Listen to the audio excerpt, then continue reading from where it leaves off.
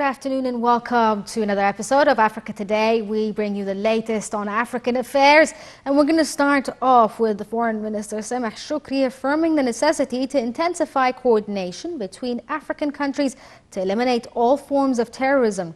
Shoukry made the remarks virtually during a session on combating extremist thoughts and financing terrorism in the African Peace and Security Council. Here's the story. Foreign Minister Sameh Shoukry affirmed the necessity to intensify coordination between African countries to eliminate all forms of terrorism as he addressed the African Union's Peace and Security Council, the PSC. Egypt is presiding over the PSC in November. Foreign Minister Shoukry affirmed that the phenomenon of porous borders requires collective solutions to build a safe, stable and prosperous Africa. Shoukry also urged serious and urgent cooperation between African countries and regional, continental and international institutions to confront the growing connection between funding terrorism and other forms of financial crimes. This comes in light of the growing ability of the terrorist groups to collect funding, transfer money across borders and establish relations with organized crime groups. Shoukry said that Egypt has adopted a comprehensive legislative and regulatory framework to confront terrorism financing that has contributed in undermining the activities of terrorist groups in the country. The top diplomat affirmed the importance Egypt attaches to cooperation with sisterly African countries regarding building human and organizational capabilities in different fields. Shoukry added that Egypt also spares no effort in sharing its expertise in facing extremist thoughts. Earlier in November, Egypt opened the Sahel and Sahara Counter-Terrorism Center in Cairo to coordinate the efforts of the 20 Sahel-Sahara states to confront terrorism. And the Minister of International Cooperation, Rania Al-Mashat, met with the chairman of the Board of Directors of the Arab Bank for Economic Development in Africa, or BADEA, Fahd al-Dosari, to discuss the latest developments in the second Arab-African Trade Forum. Here's the story.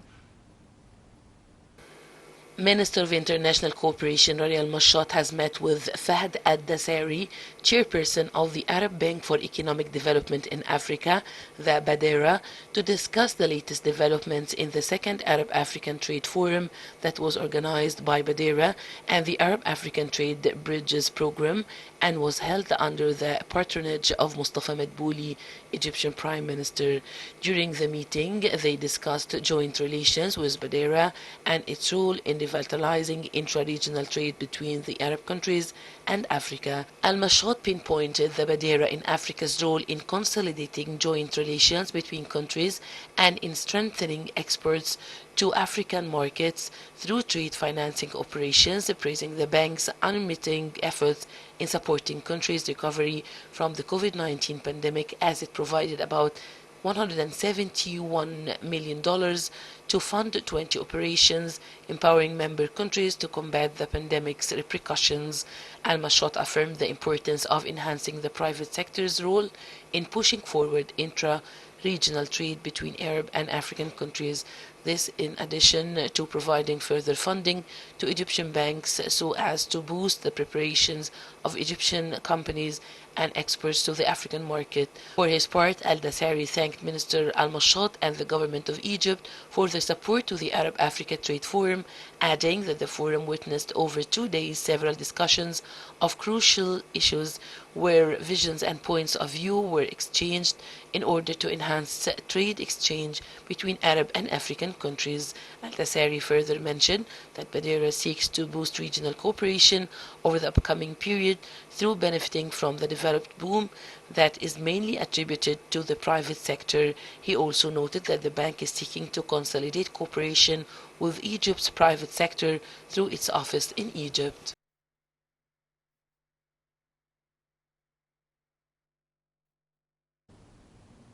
And we're joined right now over the phone by Ambassador Gamal Bayoumi, the former assistant to the Foreign Minister. Good afternoon to you, sir.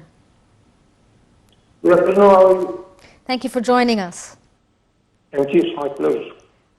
First, let's start off with the Al-Akhbar Al-Yawm economic conference that took place today. And they talked about 6 specialized sessions where they can, where the goal is to achieve 100 billion Egyptian pounds annually in Egyptian exports. How do you see the conference? Do you think it's significant and important? Very important. And Cairo, since the last few years, is hosting a lot of conferences like that. It is like, in brief, our showroom. Yes. We are getting here our guests to see how things are going in Egypt. Yes. Marvelous economic reform. We are standing quite well concerning the results and the implications of the epidemic corona. And the whole Egyptian economic reform has been going successfully on the right road. Yes. Now we are taking care of the small and medium and the tiny size projects. And we want a gentleman in a young age have the courage to borrow money for our banking system, starting in a small shop of a mechanic or carpenter, whatever, delivery of services, Yes. and so on.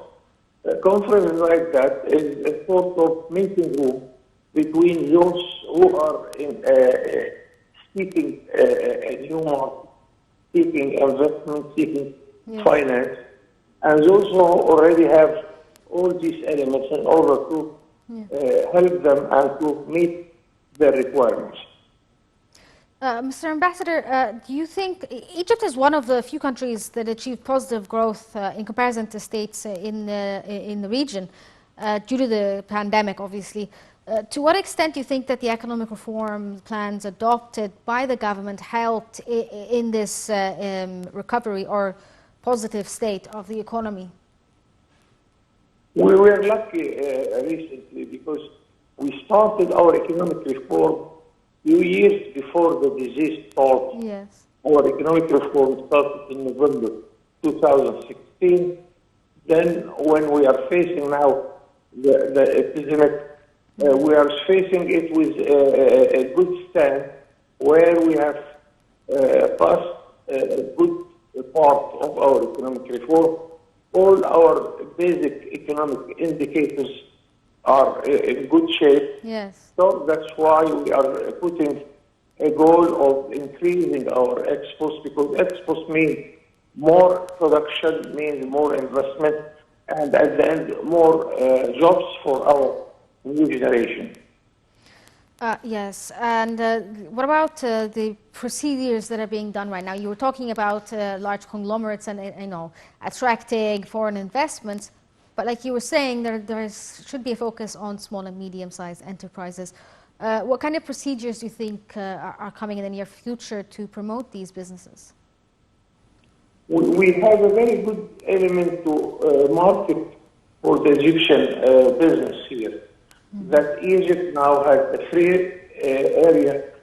trade area with the Arabs, with the Africans, and mainly with Europe, our main partner in trade and investment.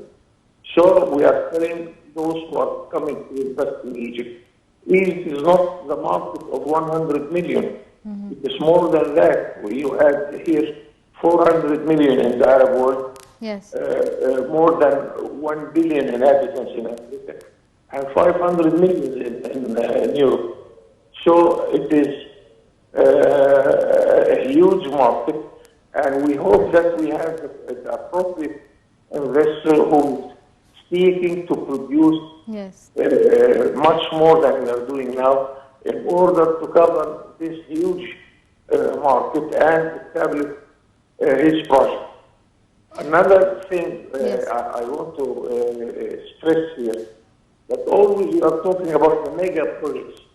No, now we are talking about the small and tiny projects, because I always give the example that a country in the size of Germany, when they became in 2009 the largest exporter of the world, 80% of their exports were not from Mercedes or Siemens or whoever of the big company. It is the small and tiny projects. 80% of the German exports are coming from very small and tiny projects. Yes. Can we move on to the next topic of today? Basically, the Nuclear Power Plants Authority announced on November 19th that it is the first annual anniversary, and they're going to celebrate it today with the construction contracts of Al Dabaa, the first nuclear power plant in Egypt, being signed this time last year. Al Dabaa plant will be Egypt's first nuclear power plant and generating energy. How important is this project, and should we start seeing more nuclear power in Egypt, or is this the one and only project? Here we are talking about a big role of our economic reform. Egypt is becoming exporter and a center for selling energy in our area, whether it be the Arab or Africa and European market. By the new discoveries of gas, by connecting the electric net in the Arab world, from Baghdad in the far east of the Arab world till Casablanca in the far west of the Arab world. We are connecting our net with Sudan, with Congo, with Tanzania, and hopefully at the appropriate time with Ethiopia. So now we are establishing a cable between Egypt and Greece and Cyprus in order to export our energy, our electricity, especially to Europe. Of course, you are following what we are doing, that Beirut is now getting some of its energy from Egypt through Jordan and Syria. So it's a huge program. We shall be tackling this dimension of our exports, exporting energy, whether gas or oil or electricity. Yes. The location of the power plant itself had been selected since 1983, that's decades ago. Is there a particular reason for choosing it in Matruh Governorate? Yes, this is another dimension of our energy, that we are now becoming and producers of nuclear energy. And here we are having a huge project with cooperation with Russia. Yes. Russia used to be our main trade partner. It was a little bit going less and less. Now we are opening again this market of Egypt, whether with Russia, with the Eastern European countries. But with Russia, we are establishing a huge center for producing nuclear energy for peaceful use.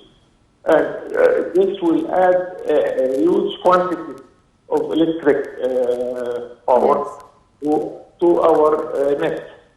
So more and more electricity will be exported to Europe and to whoever will be in need of our electric power.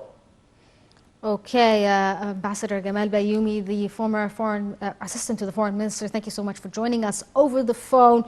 We're going to move on to the U.S. Secretary of State Antony Blinken. On his first visit to Nigeria, he delivered a key speech on the U.S. Africa policy to the Economic Community of the West African States, or ECOWAS. At the meeting, the top U.S. diplomat announced that the United States will host a summit of African leaders to further deepen ties with the continent. Here's the story.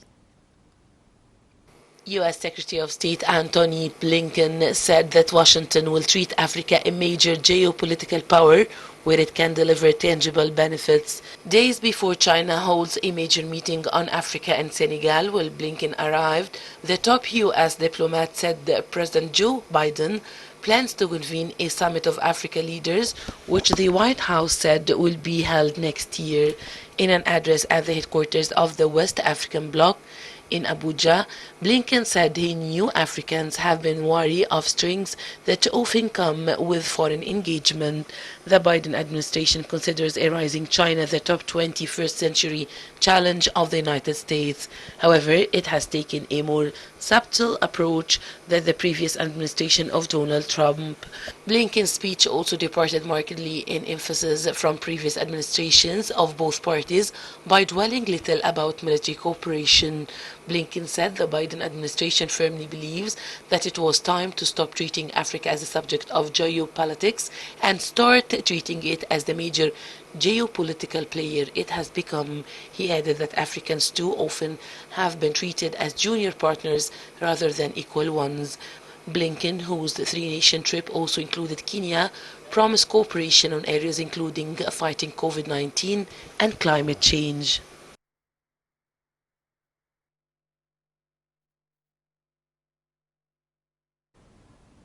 And this brings us to the end of this edition of Africa Today, but stay tuned for more updates on Now TV.